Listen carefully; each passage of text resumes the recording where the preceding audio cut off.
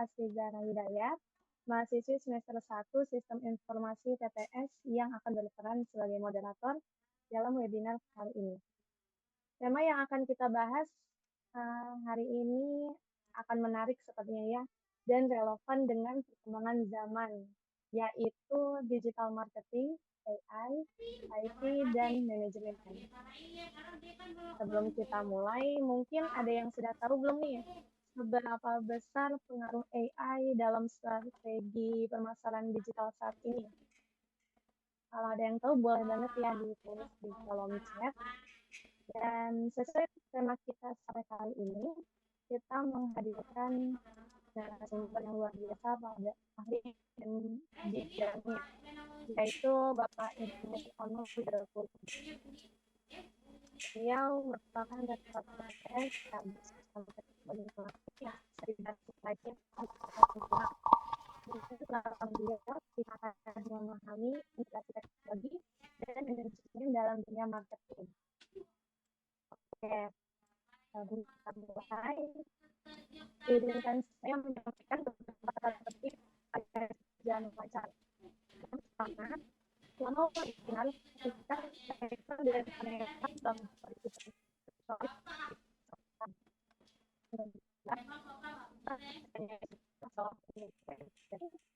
ketiga, setelah tuliskan atau tulisannya di kolom keempat, pasti nanti mengisi daftar hadiah untuk mendapatkan sertifikat gratis.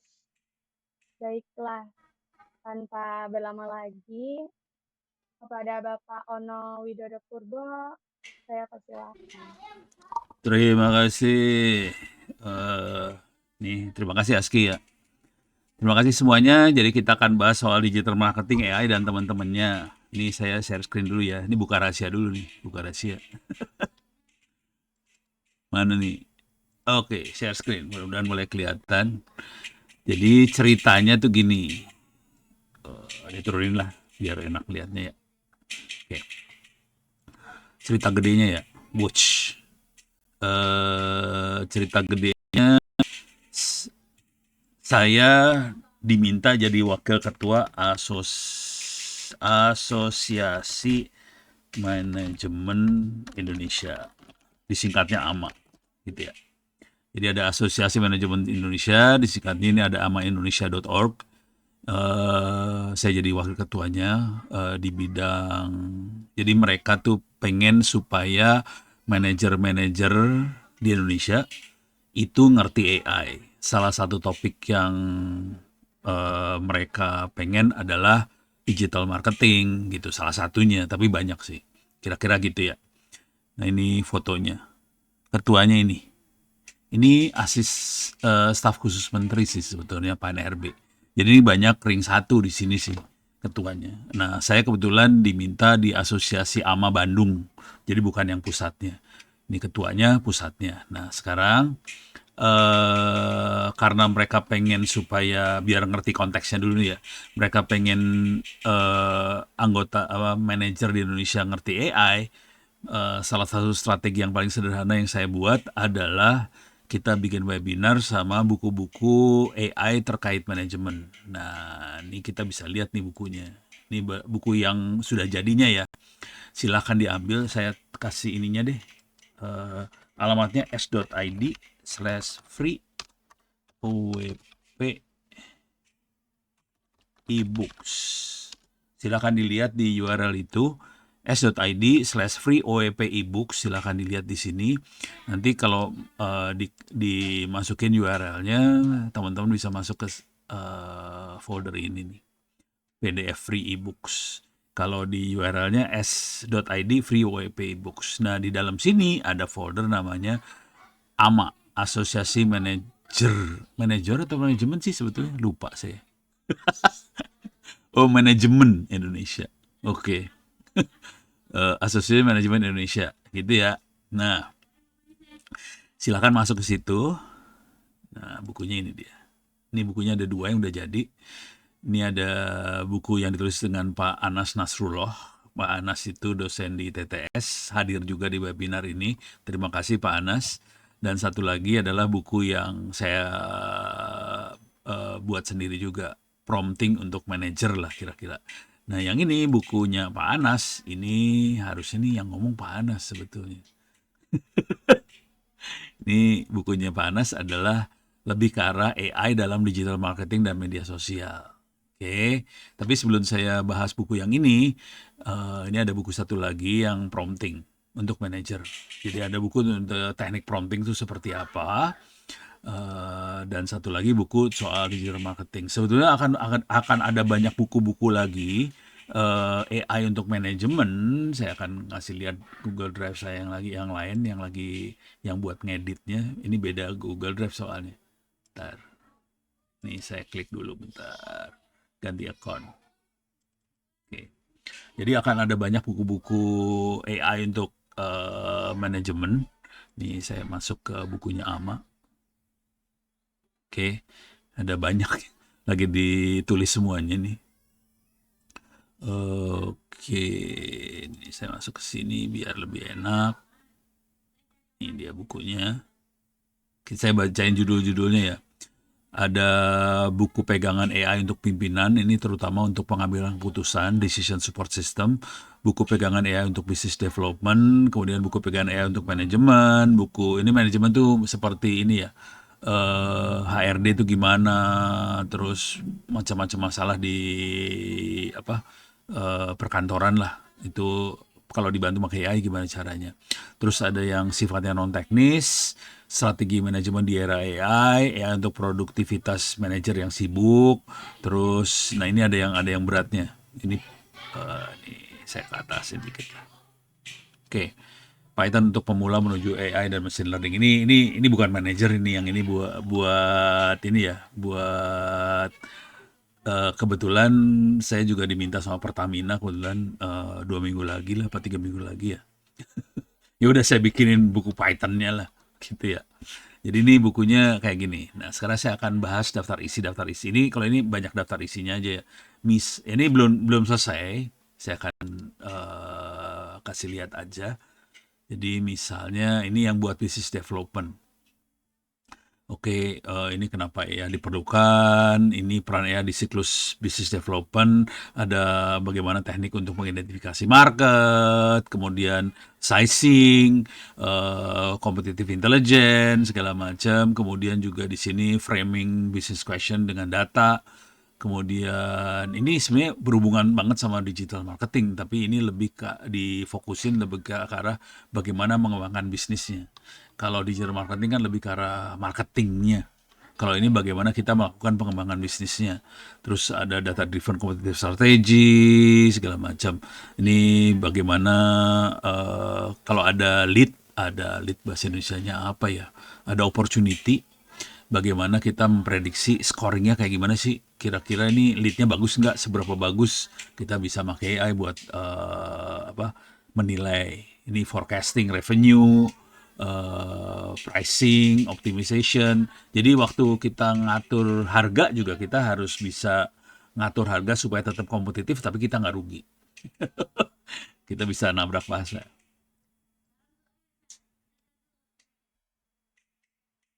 Oh, jangan menyapa Prof di chat. Boleh chat ini boleh buat nanya sih. Jadi kalau ada yang pengen nanya silahkan nanya di chat ya. Jadi kalau pengen komentar nanya silahkan saya. Jadi ini bukan yang hari ini. Ini soalnya bukunya belum selesai yang ini. Oke. Jadi ini urusan lembaga business management, business development. Terus ada lagi misalnya ini yang buat bagaimana pimpinan itu mengambil keputusan.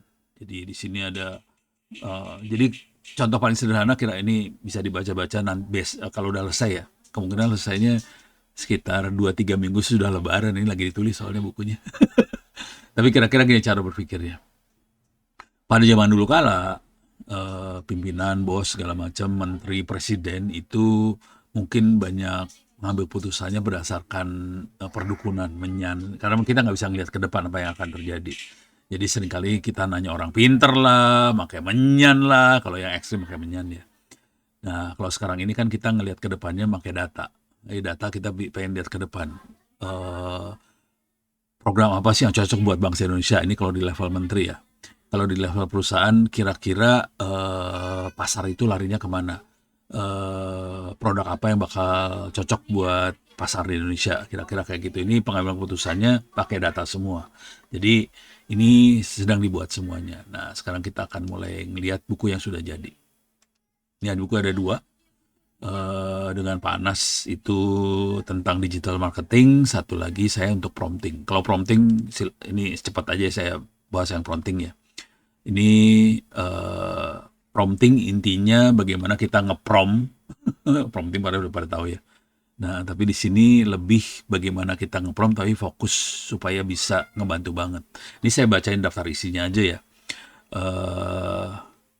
Ini mengapa belajar prompting, mengapa tanpa ahli teknis, apa itu AI generatif biasa aja. Nah, sekarang mulai prompting itu harus seperti apa, tujuannya, konteksnya, perannya, batasannya, format outputnya, kriteria jawaban yang baik seperti apa.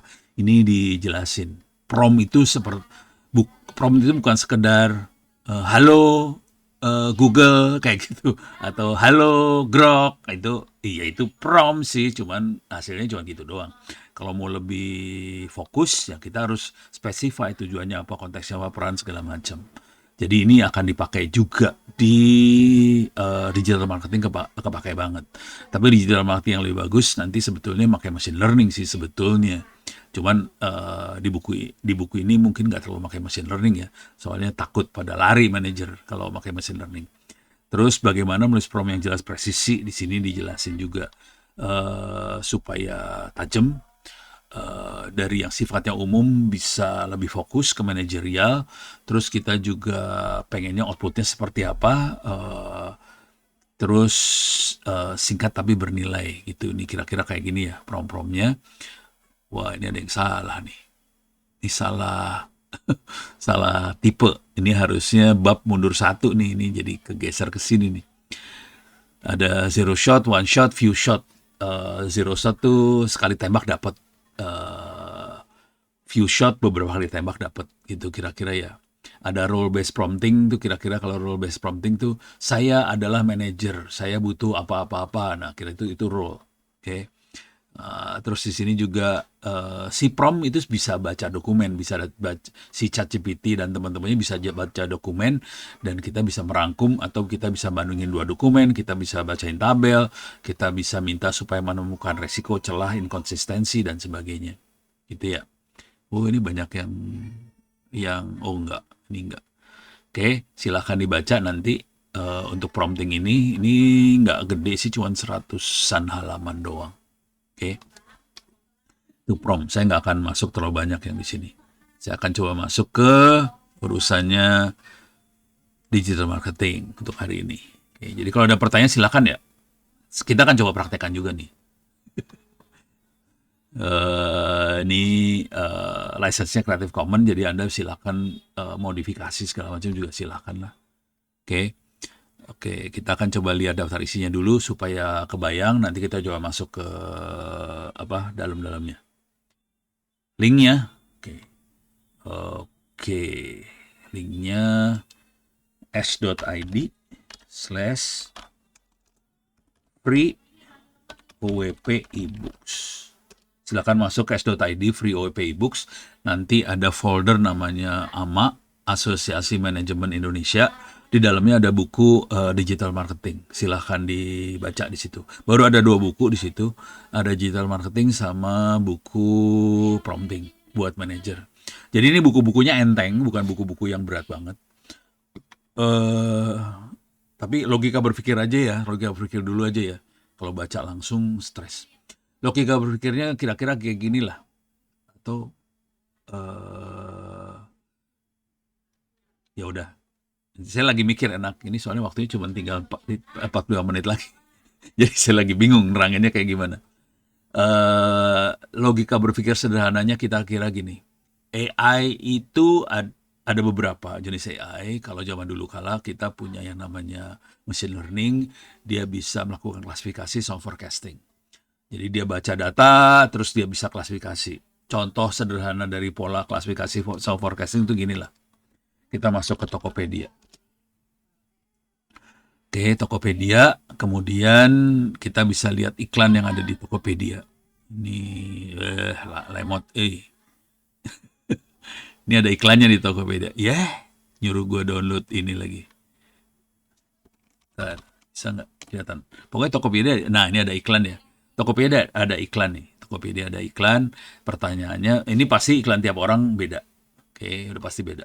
Kenapa bisa beda? Karena Tokopedia melakukan mata-mata dari apa yang kita lakukan. Jadi dia ngelihat saya suka search apa, saya ini absensi nanti dikirim sama moderator ya. Jangan khawatir, ada kok free. Jadi dari dia melakukan mata-mata, kita suka cari apa, baca apa segala macam, apa yang kita lakukan dicatat semua sama Tokopedia, file itu diproses sama machine learning. Machine learning bagian dari AI. Jadi AI itu gede banget, machine learning bagian dari AI, dia akan baca kita ngerjain baca apa aja, nanti iklannya disesuaikan dengan kita. Konsekuensi yang terjadi dari sini adalah kalau orang pasang iklan di Tokopedia atau di platform-platform online, Tokopedia, Google, Facebook, apa segala macam, kalau orang pasang iklan di situ, kemungkinan akan dibaca sama targetnya, sama si usernya. Oke, kalau di dunia platform seringkali kita bilang user experience-nya jadi bagus karena informasi yang dikasih sesuai dengan apa yang kita suka. Padahal sebenarnya kebalik sebenarnya. Jadi kita suka searching apa, kita suka posting apa, diklasifikasi sama machine learning, kemudian iklannya disesuaikan dengan apa yang kita suka. Sebetulnya kayak gitu kejadiannya. Cuman kalimatnya kebalik dari gitu.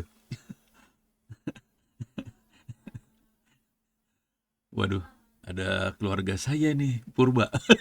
Saya Purbo. Jadi eh tadi gitu ya. Jadi iklannya disesuaikan dengan apa yang kita mau. Nah, itu machine learning tuh yang main sebetulnya. Belum sampai AI banget. Nah, kalau yang selanjutnya adalah kalau mau ngelihat dalemannya kira-kira kayak gini. Jadi itu machine learning yang beratnya kira-kira bentuknya kayak gini nih. Bentar. Ini dia. Oke. Ini contoh software yang kita pakai. Ini buat machine learning. Oke. Saya kasih lihat itu software namanya Orange. Bisa di search. Ini nggak dibahas di bukunya ya. Orange Data Mining. Ini bisa free. Bisa diambil di internet. Oke. Which. Kenapa lemot pisan Google. Oke. Orange Data Mining. Oke. Nah, ini ada bagian download. Kita bisa download nih softwarenya kira-kira kayak gini. Oke. Ini kira-kira kayak gini, kita bisa proses yang tadi dilakukan di mana tadi di Tokopedia pakai software seperti Orange ini. Tapi dia pakai Python. Kalau ini Orange yang GUI-nya buat belajar di kampus sih.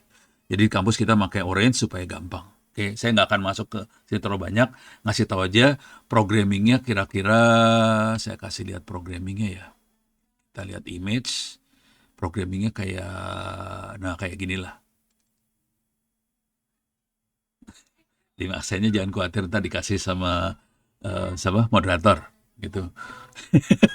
Moderator udah pada panik nih. Jadi nanti programming kayak gini ya. Jadi gampang banget. Nah, lama juga rupanya. Saya pikir cepet. Oke, ini dia. Ini programnya. Bahasa programnya kayak gini ntar. Kalau ini yang pakai GUI-nya. Kalau kita biasanya pakai Python sih. Jadi command line programmingnya. Nah, sekarang balik lagi ke sini. Nah, yang ada di buku digital marketing ini lebih fokus gimana konsep-konsepnya seperti apa aja yang kita bisa manfaatkan dari AI, cuman lebih ke arah konsep. Jadi supaya manajer tahu, oke, saya bisa pakai apa untuk apa. Kira-kira kayak gitu, tapi caranya nggak terlalu dikasih tahu banget yang di sini. Oke, jadi ini karena buat levelnya manajer. Jadi dia tahu untuk digital marketing bisa dibantu apa aja, toolnya apa aja, konsepnya seperti apa, dan dia bisa minta tolong orang-orang IT untuk terima kasih Aski. Dia bisa minta tolong ke orang-orang IT buat mengerjakan itu. Ya, oke, jadi saya akan cerita aja global dulu dan saya mungkin akan kasih satu dua contoh ya. Tapi yang akan saya contohkan pakai apa? ChatGPT gitu ya. Itu contohnya pakai kayak gitu. Nah, sekarang contoh. Oke, ini saya akan bahas cepat aja, nanti saya akan kasih contoh pakai ChatGPT. Oke, jadi landasan digital marketing modern itu kira-kira cara berpikirnya ini banyaknya pakai sosial media, terus dia bisa targeted banget. Network effect pakai sosial media. Jadi dia akan targeted, dia akan personalize, memonitoring sosial media dan dia akan posting atau engage dibantu AI tadi. Kira-kira kayak gitu. Oke, nah ini kalau kita lihat evolusinya, kalau yang zaman dulu, yang namanya marketing kan kita bikin poster, bikin flyer. Saya juga masih pakai poster flyer sih, jangan khawatir. Terus kita posting di apa? Di sosial media. Oke. Cuman sekarang marketingnya tadi dibantu sama AI. Bantu dalam arti apa? Misalnya personalisasi, automationnya dibantu AI. Itu. Nanti kalau advertising postingnya dibantu AI. Oke. Dan ini di belakang ini sebetulnya ada mesin yang perlu kita kerjakan, automation terutama. Jadi kalau manual juga bisa. Cuman kalau mulai automation kita biasanya dibantu pakai yang free ya. Eh, Kalau yang bayar ada OpenClaw. Claw itu bayar tuh. Ini OpenClaw, personal AI assistant. Ini otomasi, tapi bayar, pakai duit. Nggak kuat. Jadi kalau kita yang nggak punya duit, kaum fakir bandwidth, pakai ini N8N. Jadi kita pakainya ini. N8N fungsinya buat melakukan otomasi. Jadi misalnya, oke, saya mau nulis artikel atau posting di Twitter. Ah, Kita cukup ngasih cari bangku tahu, di mana? oh alah, ada ini, Cari boy, ASCII tolong cari di bo. ini, Anda ini bilang nih, bangku mah bangku. ASCII tolong di mute-mutein ASCII. Oh saya nggak bisa mute, oh bisa, oke. Oh, ini yang ini ya. Bentar, kok nggak bisa sih? Susah banget. ASCII minta tolong. ASCII yang jadi moderator sih sebenarnya. Saya bukan moderator. Oke, waduh, sulitan nih saya. Ya udah. Oke. Jadi pakai N8N gini, ini kira-kira logika berpikirnya gini ya. Atau kita lihat image-nya. Nah, ini program-programnya bentuknya kayak gini, ini program-programnya, ini programnya. Dia akan nyambungin dari satu fungsi ke fungsi yang lain. Misal, nih, nah, it's tadi mana? Nah, ini misalnya kita pengen ngomong ke, oh dia pengen nganalisa, ini ada, coba kita lihat gambarnya ya. Kita lihat gambar. Nah, ini gambar. Nah, misalnya ini pakai 8N. Jadi programnya bentuknya kayak gini. Kita bisa minta, misalnya saya pengen bikin artikel. Jadi kita cukup masukin beberapa poin aja yang harus ditulis. Kemudian dia akan ngomong ke, ini kebetulan OpenAI, bayar kalau OpenAI. Kalau saya biasanya ngomongnya ke Olama. Olama open source, free. Jadi kita bisa kasih pointernya aja. Saya pengen bikin berita ini. Bikin tweet ini. Poinnya doang. Terus masukin ke generative AI sama ya agent ini. Makanya kita nyebutnya agentic AI. Jadi ya yang dibantu sama agent. Agentnya N8N ini sih. Oke.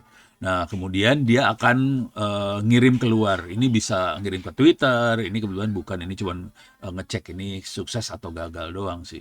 Nah, kalau kita tempelin di sini modul Twitternya, dia akan ngomong ke Twitter. Kalau kita tempel modul buat WordPress, dia akan posting ke WordPress. Kalau kita tempel modul misalnya masuk ke Facebook, dia akan posting ke Facebook. Jadi kita tempel modul lagi di sebelah sini. Jadi kita cukup poin-poin-poin, nanti keluarin kemana. Ini ada buku lagi yang lain yang saya buat juga. Ini bisa, ini kebetulan kalau ini chat message ya. Ada juga kita juga bisa nerima dari WhatsApp misalnya. Jadi bentuknya webhook. Jadi ada URL yang bisa ditempel lewat web. Jadi ada WhatsApp web, itu dia bisa ngomong ke webhook-nya. Webhook-nya itu nanti message-nya bisa diambil sama AI agent ini, masuk ke Olama, atau kalau ini OpenAI contoh di sini ya. Masuk ke Olama, nanti dikeluarin lagi, dia akan ngirim pakai web ke WhatsApp. Jadi pakai WhatsApp bisa chatting, bisa lagi pakai Telegram segala macam. Jadi bisa ini. Jadi AI-nya bisa gantiin orang buat berinteraksi juga sih sebetulnya. Oke, jadi tidak harus orang yang berinteraksi, AI-nya bisa berinteraksi, dan ini kita bisa kasih jawabannya. Kalau AI normal kan nggak tahu apa yang kita mau. Jadi kita bisa juga bikin knowledge lokal, istilahnya retrieval augmented generation. Kita bisa bikin database lokal, RAG istilahnya. Kita bisa masukin data-data itu. Nanti kalau ada message, ada pertanyaan, misalnya knowledge lokal tentang ITTS. Karena AI pasti nggak tahu ITTS ya. Jadi kita bisa masukin ke ITTS tadi, dan seru ya. Ini bisa di mute. Nah ini mute, hilang kan. Oke, yang lain udah ada ke mute nih. Ini masih banyak yang belum ke mute nih. Masih ada. Oke.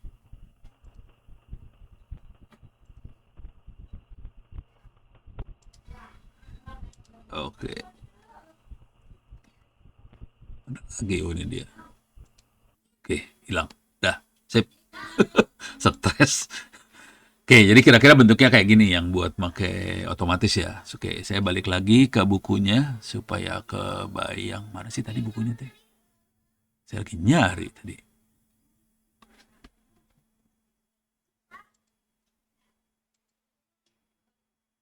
Bukan.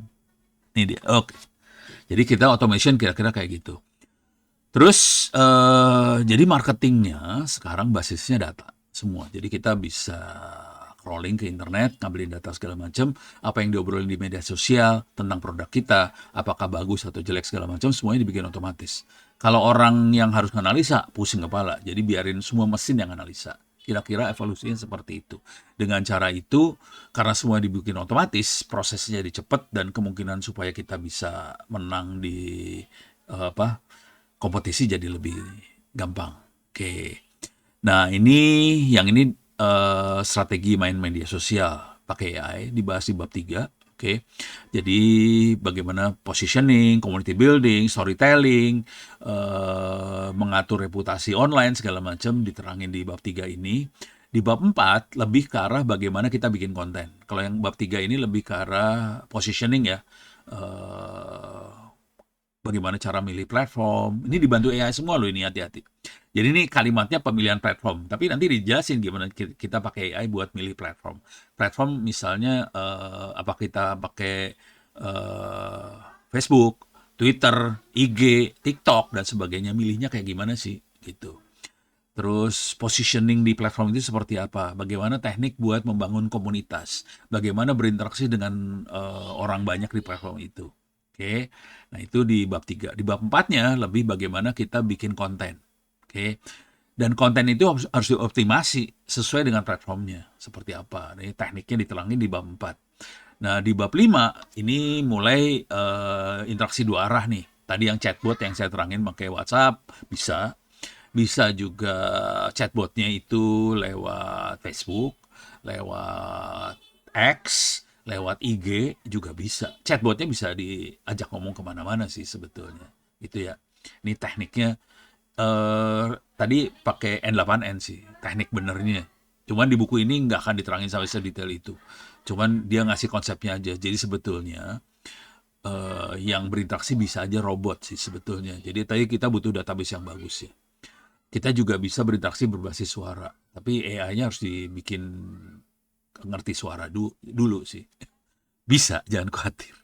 Oke, jadi ini yang komunikasi dua arah. Nah, sekarang itu tadi mulai masalah platform, masalah bikin konten, sama komunikasi dua arah. Oke, ini nggak ada di dunia marketing yang lama, nggak ada ya. Jadi ini sebetulnya terobosan banget buat dunia-dunia marketing. Oke, Nah, ini konsekuensinya agak fatal sih sebetulnya.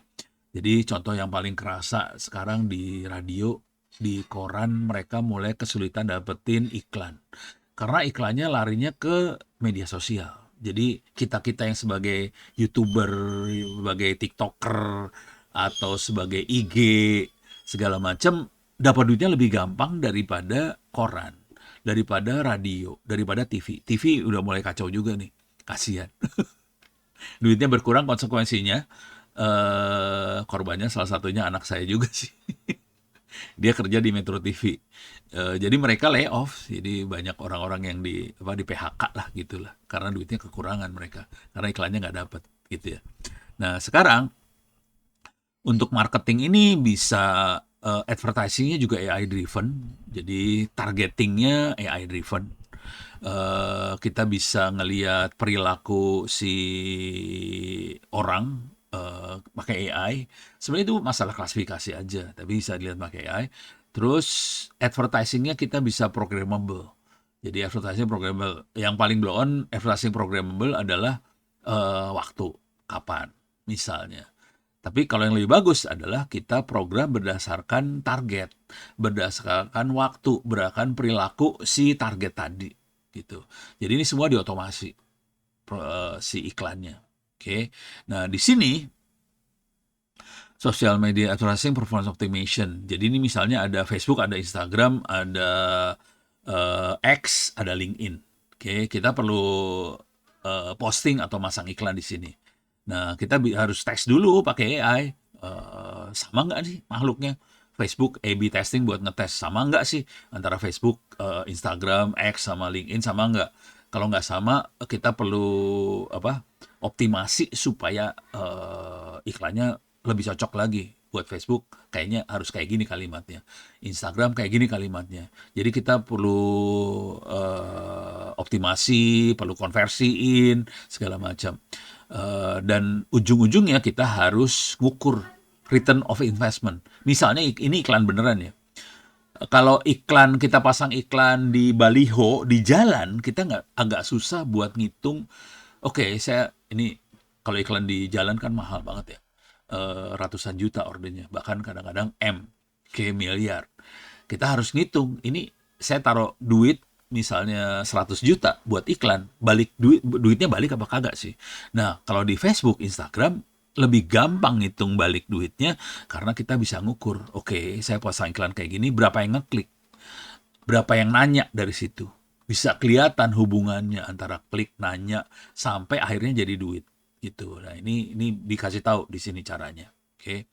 Terus di sini mulai masuk ke yang lebih kompleks lagi, gimana caranya kita bisa nahan orang, nahan nasabah, nahan user supaya tetap nempel sama kita. Jadi di sini pakai big data, bagaimana kita melakukan personalisasi dari si berita, posting, iklan dan sebagainya. Ujung-ujungnya kita melakukan customer retention. Retention maksudnya kita nahan supaya pelanggan kita tetap nempel sama kita. Ini kalau kita punya produk, ya dia nempel terus sama kita. Paling kerasa sih operator seluler lah, Telkom dan teman-temannya. Mereka berjuang supaya user nempel sama dia. Ya kondisi hari ini Telkom dan teman-temannya rada gampang buat nempelnya, soalnya dia praktis hampir monopoli ya. Yang lain kalah gede, Indosat kalah gede, Tri kalah gede, ya udah itu nempel, itu lebih gampang. Yang lebih seru kalau kita yang dagang-dagang online tuh gimana caranya user nempel terus. Nah itu seru tuh. Oke. Nah di sini kita main dengan big data, digital marketing. Big data adalah gimana caranya kita bisa dapetin data yang besar dari user-user kita. Paling enak big data itu, salah satu yang paling enak dan itu minta dibayar, contohnya adalah Google. Google itu punya big data, data lake. Oke, dari situ kita bisa nganalisa pasar kita sukanya apa sih gitu. Pakai duit tapi kalau Google. Bisa nggak kita gratis? Ya dari interaksi yang kita lakukan, kita kumpulin semua proses interaksi, postingan. Jadi kita bisa juga, misalnya kita punya produk apa gitu ya, kita coba lihat ya. Misalnya kaos apa ya? Kaos oblong. Nah, ini tapi jangan di Google nyarinya ya. Carinya harusnya di IG atau TikTok. Ini ada kaos oblong polos, combine apa segala macam. Harusnya jangan kaos oblong, ada mereknya apalah. Kaos apa gitu. Nah, kita cari komentar orang di TikTok dan sebagainya. Itu yang ngerjain semuanya pakai software sih. Jadi untuk kayak gitu kita bisa scraping, jadi kita bisa pakai GitHub misalnya. Dan itu bisa ditempelin pakai N8N. Sorry, ini kita nggak masuk ke teknis banget ya. Soalnya waktunya sempit banget. Web scraping. Ini saya masih banyaknya ngasih keyword-keyword ya. Jadi kita banyak, ini ada 400-an aplikasi buat scraping. Sebagian dari aplikasi ini bisa ditempelin pakai N8N. Jadi hasil scraping ini dimasukin N8N, dianalisa sama pakai Olama atau OpenAI segala macam. Nanti dia bisa ngasih kesimpulan ke kita. Oke, ternyata produk kita punya kelebihan ini. Dibandingkan dengan kompetitor kita bagusnya seperti ini. Nah, itu mainnya scraping di web atau di media sosial. Oke, jadi dia caranya gitu. Pilihan yang lain adalah big data, itu kita bayar. Ini jujur, ini yang ngomong kayak gini jadi yang nyobain ini anak saya sendiri. Dia anak seni rupa sih. Bukan bapaknya IT, anaknya seni rupa. Tapi karena bapaknya orang teknik, akhirnya anaknya banyak mainan teknik juga sih. Jadi caranya dia bayar Google. Dia bayar ke Google-nya, terus dia analisa data-datanya tentang produknya dia lewat Google Analytics-nya. Kemudian dari situ dia ambil kesimpulan, oke, pasarnya sukanya produk yang kayak gini. Kebetulan dia jualan kaos sih. Jadi udah gitu dia bikin kaosnya seperti yang disukain sama customernya. Akibatnya kaosnya bisa sustain. Kira-kira logikanya gitulah, kira-kira ya. Nanti bisa dibaca ini di halaman 65 sampai 70. Nah, di sini habis di situ ini kan lebih ke arah big datanya kayak gimana ya. Nah, di sini mulai customer segmentation sama targeting. Jadi contoh paling sederhana tadi Google tadi ya. Di Google kita bisa lihat sih sebenarnya yang posting tentang produk kita kira-kira umurnya daerah mana gitu. Dengan cara itu kita bisa tahu, oh oke, ternyata pasar dari kita anak-anak Gen Z. Pasar dari kita daerah sini misalnya, oh pasar kita banyaknya di Jakarta, terus anak muda, pasar kita banyaknya di Jawa Timur, ibu-ibu udah tua kayak gitu-gitu. Nah, dari situ kita bisa prediksi CLV ini, customer lifetime value-nya bisa dilihat di sini. Dan kita bisa melakukan, di sini diterangin cara melakukan micro targeting juga gimana. Micro targeting artinya gini, kita menarget pasar yang, kalau pola marketing yang lama itu mainnya main tebang ambis lah, semua disamain aja. Jadi kita bikin satu produk untuk semua orang. Nah, padahal tiap orang kan beda-beda. Kita sebenarnya nggak bisa bikin satu produk untuk semua orang disamain, sebetulnya nggak bisa. Jadi dengan cara gitu kita bisa mentargetkan produk kita untuk pasar yang lebih kecil, micro. Gitu ya. Di sini diterangin tekniknya seperti itu. Tapi ini nanti tekniknya ini lebih banyak ke ini ya, ke konsep. Teknik benernya codingannya nggak dikeluarin, jujur. Codingannya nggak dikeluarin di buku ini. Ini lebih karena konsep-konsepnya seperti apa. Karena cuma 100-an halaman. Nanti sarannya, kalau udah tahu ngerti konsepnya, untuk codingannya benerannya bisa lihat 2 buku nanti ya. Ada buku yang pakai Orange yang saya terangin tadi di awal. Satu lagi buku yang lagi ditulis adalah pakai Python. Jadi bukunya dua-duanya akan ada. Kalau yang Orange sudah ada, bisa diambil di URL yang saya kasih.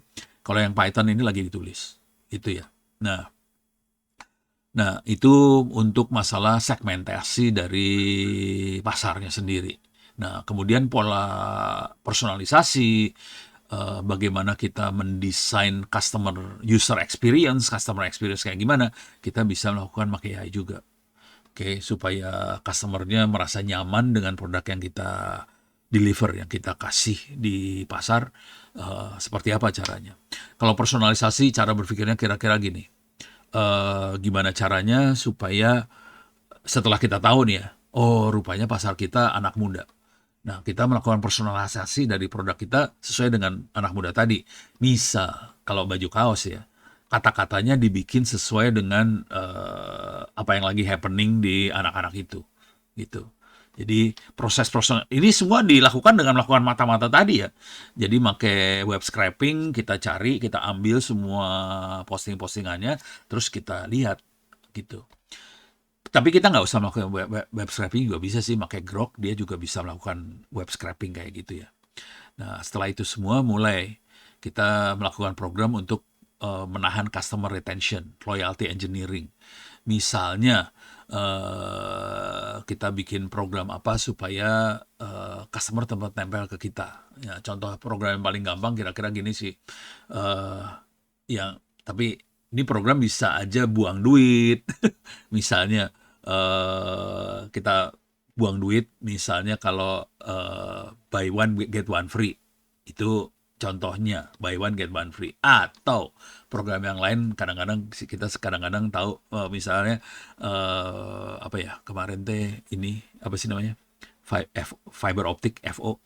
Kalau Anda nyaranin saudara Anda untuk langganan fiber optik kita, Anda dapat potongan harga sekian rupiah per bulan, kira-kira gitu. Nah, itu namanya loyalty program. Itu adalah strategi supaya user nempel, retentionnya kayak gitu. Jadi ini di sini diterangin di bab 11 cara-caranya. Contoh-contohnya ya. Tapi ini semua pakai ini lebih ke konsep ya, caranya kayak gimana. Nah, sekarang teknologi yang lebih advance-nya untuk digital marketing, kita bisa coba digital commerce, blockchain contohnya, predictive marketing, itu pakai AI. Ini prediktif tuh kira-kira kita pengen melihat ke depan apa yang terjadi. Dynamic pricing, promotion, optimization, sales prediction, ini semuanya. Itu ini semua urusannya perdukunan sih. Ke depan apa yang terjadi, terus kita berusaha untuk bikin program kita supaya cocok dengan apa yang mungkin akan terjadi di depan nanti, gitu ya. Nah, kemudian ini mulai yang ini masalah etika, privacy, customer trust segala macam, ini mah lebih ke tata kelola lah, governance ya. Terus di sini ada KPI digital marketing itu apa, ini mah lebih ngukur digital marketing, dan terakhirnya adalah roadmap-nya. Oke. Saya ini karena waktu tinggal 15 menit lagi. Ntar saya coba lihat ada yang nanya nggak di sini chat. Ini kok keluarnya kayak sini ya. Sorry. Oke. Teknisnya 10-15 April. Iya itu. Oh iya, oh enggak, yang 10-15 8-10-15 itu lebih ke arah chat GPT. Yang 8-10-15 chat GPT ya. Jadi nggak ke arah sini. Tapi itu bisa jadi bagian dari ini juga sih. Tapi itu chat GPT, gimana kita berinteraksi pakai chat GPT. Oke, sekarang saya akan kasih contoh paling blow on aja ya. Ini contoh blow on pakai AI. Pakai Grok, saya pakai Grok. Oke, pakai Grok aja. Karena waktunya sedikit ya. Chatnya mana sih tadi? Biar bisa gue monitoring tetap. Oke. Ya, kalau di dunia affiliate, kira-kira affiliate, tapi ini kalau affiliate kan hampir nggak pakai AI ya. Kondisi affiliate yang sekarang ya. Affiliate yang sekarang hampir nggak pakai AI. Cuman kemarin kebetulan saya waktu berapa bulan yang lalu ya, 3-4 bulan yang lalu diundang ke Sumedang, ketemu sama 300-400-an UMKM, ada beberapa pengusaha yang usahanya affiliate gitu ya, marketing kayak gitu. Nah, dia udah mulai kerasa nggak mungkin dikerjain sama orang semua. Soalnya kalau orang energinya terbatas dan susah buat konsisten kalau orang. Akhirnya dia minta tolong, Pono bisa nggak dibantu pakai AI nih affiliate? Gitu, udah ngomong gitu mereka. UMKM nih udah mulai. Soalnya duitnya kenceng sih asli, duitnya 1M per bulan men. Ya udah dia mending pakai AI. Nah sekarang kita akan coba melakukan analisa ya. Coba baju kaos ini aja, baju kaos atau misal kita dagangnya baju kaos ya, merek baju kaos kaos yang beken di Indonesia. Oke, Cuman saya nggak langganan Grok, jadi kemungkinan saya akan kena batas nih ntar.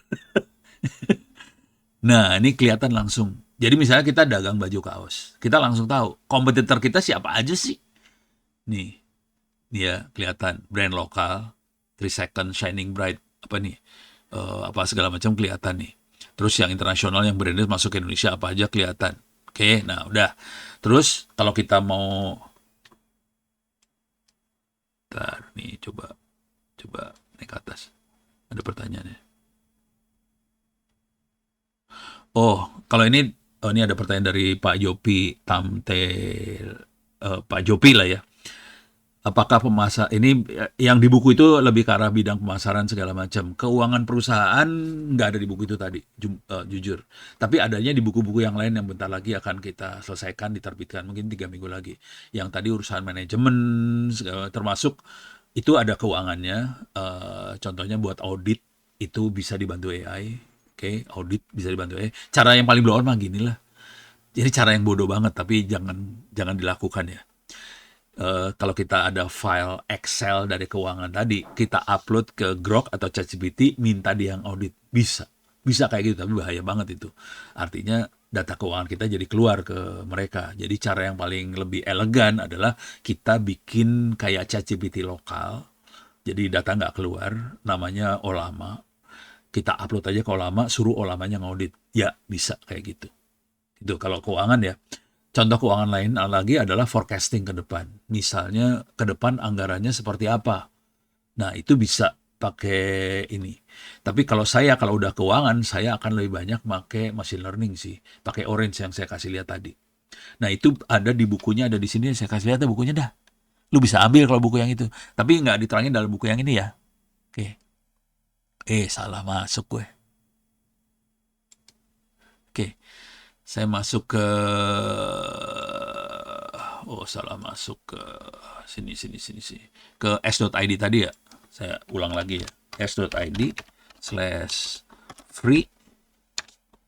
OWP ebooks. Oke, ini kalau ini buku machine learning saya kasih tahu ya. Nah, ini s.id free OWP ebooks masuk ke Google Drive saya. Di sini ada buku pegangan AI. Ini nih. Salah bukan. Ini bukunya buat SD. Buku pegangan AI. Ini banyak buku AI, banyak banget sih buku AI. Kadang-kadang bingung sendiri saya akhirnya. Buku pegangan AI. Kok nggak ketemu sih? Saking banyaknya. Ini kalau dipepet kayak gini nih. Ini tadi kelihatan. Nih. Ini ada ya. Ini ada buku pegangan implementasi AI, machine learning, big data untuk koperasi sama UMKM. Ini bukunya ditulis tahun 2024, jadi hampir 2 tahun yang lalu. Silakan diambil, ini bukunya gede, nggak bisa dilihat online, harus di-download. Silakan diambil, ini bukunya pakai Orange banyaknya. Oke, dan itu bisa dipakai buat analisa macam-macam. Ini machine learning arahnya, bukan ke generatif AI atau ChatGPT ya. Jadi buku ini lebih ke arah machine learning. Di situ dikasih lihat teknik buat nganalisa file Excel, apa segala macam. Termasuk buat forecasting. Kenapa saya bisa ngomong buat keuangan? Karena waktu itu saya diminta untuk ngasih workshop buat Dirjen Anggaran Departemen Keuangan. Jadi ini kasih workshop Dirjen Anggaran, bukunya yang ini sih. Tapi ini sebenarnya bukunya lebih diarahin buat koperasi sama UMKM. Tapi sama aja sih, buat Dirjen Anggaran juga sama aja sih sebetulnya. Gitu ya. Bayang buat jawaban Pak siapa tadi? Jopi. Sepan Pak Syahrul. Ini Syahrul. Oh, Syahrul kita ini mah misalnya sebuah data cepat di-generate tanpa perlu cari-cari. Oke. Ini bisa pakai ini Syahrul ngejawab ini mah. Oke, sekarang pakai AI dalam marketing yang bisa otomatis pakai AI full AI hanya seorang yang dipekerjakan. Iya, betul. Bahkan hampir nggak pakai orang. Mau dikirim link e-booknya, itu semua ada di sini sih, s.id/free OWP ebooks. Bisa di-download di situ semua buku-buku. Lu download aja bukunya, satu folder bisa di-download itu. Jadi downloadnya bukan download e-book ya, foldernya ada di-download. Jadi ini ada kayak ginian, klik kanan download gitulah. Download folder nih, folder bisa di-download. Jadi ntar kalau pas ngelihat, klik on cam ganteng sialan. Taruh brengsek. Jadi ini klik kanan download aja ya ntar. Free e-booksnya di download gitu ya. Beres ya. Sip. Oke. Nah, jadi nggak bisa konsentrasi nih Sarul parah nih. Tadi saya mana gue? Oh, ngasih lihat ini ya. Oke. Nih. Nih ya udah mulai kelihatan. Nah, sekarang kalau mau digombalin. Oke. Ini misalnya ini kita pengen bandingin produk-produk ini. Oke. Kopi. Alah, salah. Tuh kan salah gue jadinya. Masuk sini. Ini kelihatan prom isinya. Oke. Kalau nggak pakai prom langsung aja. Jadi promnya tadi saya pengen nulis produk-produknya ya. Oke, saya naikin ke atas. Nih. Bandingkan produk kaos di atas kelebihan dan kekurangan masing-masing, celah mana yang bisa kita manfaatkan untuk menembus pasar. Jadi ini kita main prom banget ini ya. Mainnya kali ini main prom. Nah ini yang buku itu diteranginnya kira-kira kayak gini nih. Jadi mainnya prom kayak gini sih. Jadi kalau ada produk kita compare aja. Jadi suruh kan tadi saya neranginnya pakai web scraping. Si Grok bisa punya kemampuan web scraping sih. Jadi dia nggak usah kita yang web scraping juga bisa. Jadi suruh Grok yang web scraping, udah gitu kita kalau yang benernya sih saya biasanya akan ngumpulin dulu pakai web scraping, teks-teksnya saya kumpulin, kalau mau ditambah dari Grok bisa ditambahin, udah gitu saya akan bilang, oke, saya pengen bandingin nih produk-produknya gitu. Terus bolongnya di mana sih? Supaya kita tahu, oke, saya harus masukin ke dunia yang mana, supaya bisa saya tembusin gitu, kira-kira kayak gitu.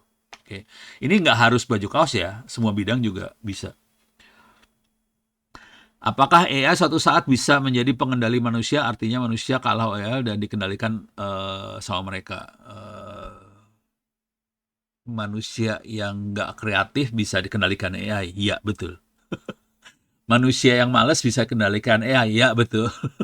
Tapi manusia yang kreatif, manusia yang rajin, manusia yang pinter, kebalik dia akan ngendalin AI, dibalik sih.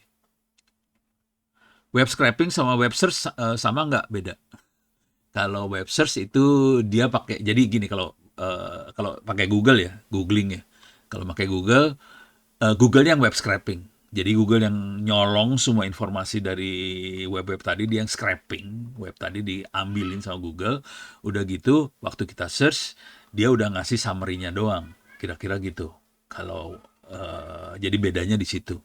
Kalau web scraping kita yang ngambil semuanya, kita yang nyolong semua informasinya. Jadi kita dapetin semua nah ini langsung dapet nih perbandingannya. Kelebihan kekurangannya dapet. Rating penggunanya dapat parah banget sampai kayak gini sih. Oke, nah tinggal nanti ini dia udah scraping nih ya. Nah sekarang celah pasarnya gimana udah kelihatan nih, langsung dikasih men. Jadi sekarang udah enak sih pakai. Jadi kita kalau mau ya bisa langganan Grok sih sah-sah aja. Saya nggak langganan Grok, saya soalnya nggak terlalu banyak melakukan proses intelijen seperti ini. Ini kategorinya intelijen ya, mata-mata. Grok bagus buat mata-mata, keren banget dia mau ngambilnya sampai nih tuh 53 sources. Dia parah, dia ngambilnya source-nya banyak, dia nyolongnya banyak. Nah, kemampuan yang seperti ini nggak ada di ChatGPT. ChatGPT nggak bisa sampai kayak Grok kayak gini, sejahat ini dia. Jadi kalau Grok bisa dijahatin kayak gini, kalau si ChatGPT nggak mau sampai sejahat ini. Jadi agak susah. Jadi kita yang scraping sendiri, terus kita upload ke ChatGPT, suruh ChatGPT analisa dari data yang kita scrap tadi. Jadi tekniknya gitu kalau ChatGPT. Kalau si Grok dia yang scraping, jadi oke banget.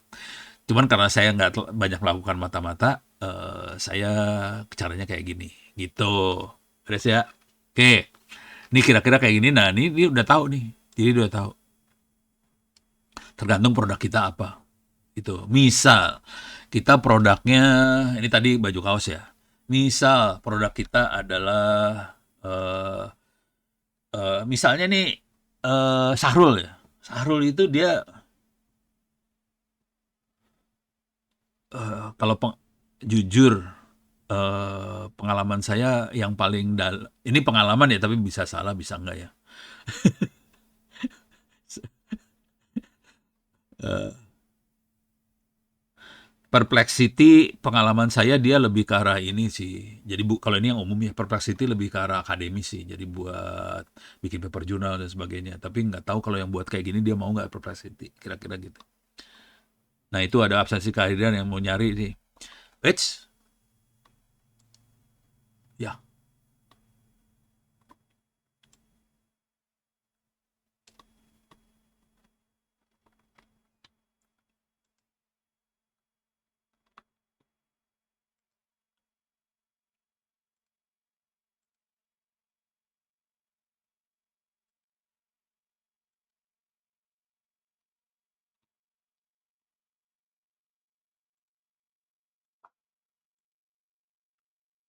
Recording in progress. Utus sendiri ya gue. Parah. Ya udah, lanjut. Udah saya mana tadi cerita jadi lupa gue. Oke, kayak udah chatnya coba saya lihat ada pertanyaan lagi nggak ya? Oke, sorry. Mana chatnya? Ada pertanyaan lagi kagak? Nggak ada. Oke, minta maaf putus. Oke. Tadi udah ada ini ya, absen. Nah, saya akan coba share ini lagi.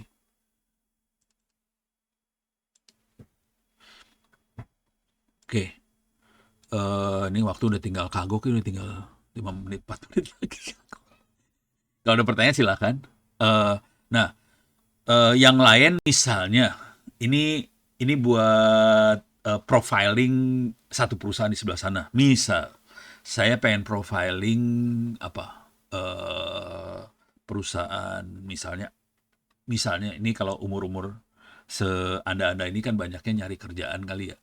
Ya, tapi bisa dibalik sih sebenarnya. Kalau mau cari pasar juga bisa. Nah, ini misalnya saya pengen profiling. Ini misalnya si Sahrul, dia cari kerjaan buat apa network admin. Ya udah, perusahaan mana saja yang bagus untuk network administrator. Oke. Tapi kalau dari sisi pasar, kalau kita apa sih namanya? Kalau kita lagi mau jual dagang produk, ya bisa melakukan hal yang sama juga sih. Saya punya produk ini, saya cari perusahaannya apa aja yang kira-kira cocok buat produk saya. Ya udah kayak gini caranya sih. Ini pakai Grok ya. Nih, kelihatan. Bisnet, Indosat, Excel, Lintas Arta, apa segala macam, Citranet, Cablenet, terus ada ini perusahaan Gojek dan teman-temannya, terus ini ada sistem integrator, BRK dan sebagainya. Ini juga ada perusahaan kayak bank, Telkom, Astra, JNT, terus ada juga perusahaan yang distributornya langsung Cisco, Palo Alto, NTT Jepang ya, Ericsson dan sebagainya. Jadi udah mulai kelihatan. Nanti kita bisa profiling lebih. Oh, masih di mute ya? Oh alah, sorry. Rupanya masih di mute. Minta maaf. Jadi tadi kira-kira skenario-nya gini. Ini saya lagi ngeledekin Sahrul soalnya. Gue lagi ngeledekin Sahrul itu orang jaringan bagus, dia orang jaringan yang bagus. Jadi daripada itu ya udah. Jadi produknya misalnya kita dagang produk jaringan, tapi kalau orang-orang jaringan buat cari kerja kan, ya kita bisa perusahaan mana saja yang bagus untuk network administrator atau yang laku untuk dagangan kita, misalnya kita dagangnya dagang router atau firewall segala macam, ya udah bisa pakai prompt kayak gini juga sih, tekniknya kayak gitu.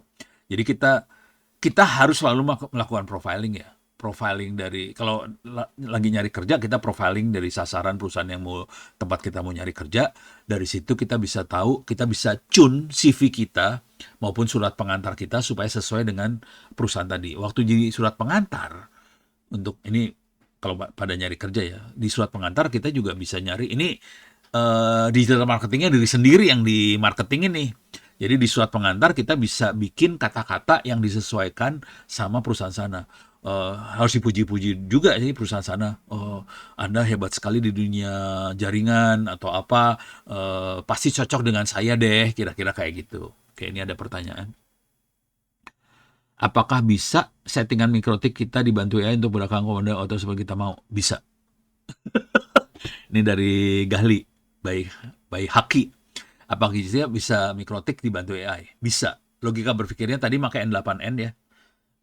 Ini udah termasuk kategori skripsi S2. Ini jarang S1 yang ngerjain kayak gitu ya. Kalau dari sisi manusia, Kopas pakai terminal, itu manusia. Kalau skenario yang lebih keren dari pakai AI, kira-kira gini cara. Kalau manusianya Kopas aja sih. Kalau dari sisi, tadi kan saya kasih lihat N8N. Ini N8N kayak gini ya. Jadi kalau dari sisi otomasi, ini ujung sebelah sininya oke lah. Nanti dia punya pakai SSH buat posting atau buat posting ke mikrotiknya ya. Jadi SSH dia posting komen ke mikrotik. Ya, bisa. Sekarang dasarnya perintah tadi apa? Nah, di sini kita bisa pakai AI. Kita bisa pakai torch. Torch itu bisa apa? Sniffing. Kalau di mikrotik ada torch ya. Cuman kalau kita jalanin torch di mikrotik, kasihan mikrotiknya sih sebenarnya. Jadi kalau saya nggak pakai torchnya mikrotik sih sebenarnya. Saya akan pakai Wireshark atau pakai T-Shark. T-Shark itu terminal Shark buat command line. Dia akan monitoring jaringan dan paket-paketnya akan dikirim semua. Nah, itu dianalisa sama si AI-nya di sebelah sini. Dari analisa tadi, misalnya dari analisa tadi, oh nih orang kayaknya lagi nonton bokep deh. Nah, kita pengen blokir tuh orang tadi. Ya udah, nanti OE-nya ngasih perintah ke sini buat matiin link ke bokep tadi. Jadi bisa kayak gitu sih. Ya bisa jalan gitu. Atau ini kayaknya yang pakai YouTube-nya banyak ngabisin bandwidth deh. Nah, udah dia pakai bandwidth management bisa ini gitu apa ngatur bandwidthnya. Jadi kira-kira mainannya kayak gitu. Pakai N8N sih. Tapi ini kategorinya udah kategori S2 sih sebetulnya. S1 masih jarang yang kepikiran seperti ini. Dosennya juga mungkin nggak kebayang bahwa bisa segitu ya. Jadi ini akan jadi S1 sih sebetulnya. Tapi kalau Anda yang sudah S1 mau S2, ini bisa jadi topik S2 sih sebetulnya. Ini buat ngasih cerita dikit. Salah satu mahasiswa kita ada yang namanya Fatah Fali Hilmi. Oke, dia bikin nih, dia orangnya Fatah itu bikin 5G dan dia lagi ngerjain kemarin sempat magang di Taiwan sama Profesor Ray di Taiwan. Yang dia kerjain adalah dia pakai AI buat ngerubah konfigurasi BTS 5G pakai AI gitu. Jadi kira-kira logikanya sama pertanyaan tadi ke mikrotik. Tapi ini BTS 5G udah mulai pakai AI semua sekarang. Jadi kalau kita berpikirnya kan gini ya, konfigurasi itu statik. Kita set manual, statik, mati dia, nggak berubah. Sekarang dengan AI, konfigurasinya jadi berubah. Tergantung kondisi jaringan. Dan ini yang membuat jangan keren dulu. Ini harus hati-hati mainan kayak ginian, hati-hati. Ini yang membuat kemarin siapa yang kolaps nih? Hostingan nih yang kolaps. Yang sempat mati tuh, aduh kok jadi lupa gue.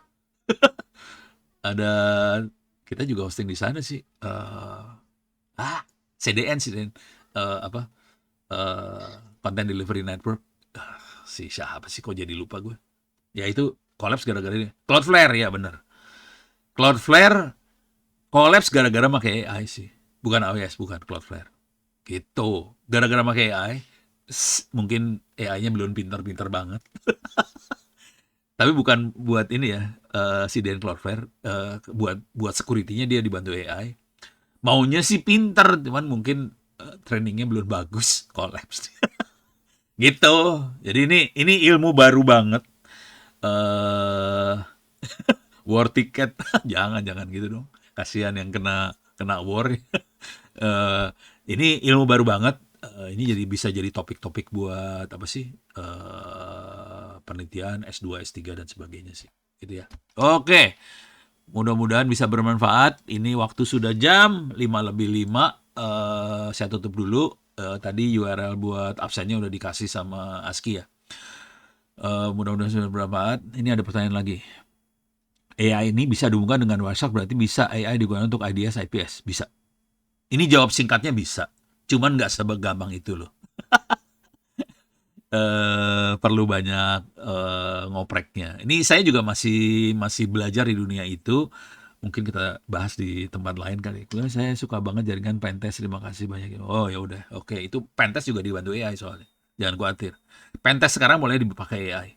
Soalnya kalau Pentest aja pakai Pentest yang normal, pakai SQL Map atau apa, itu manual banget.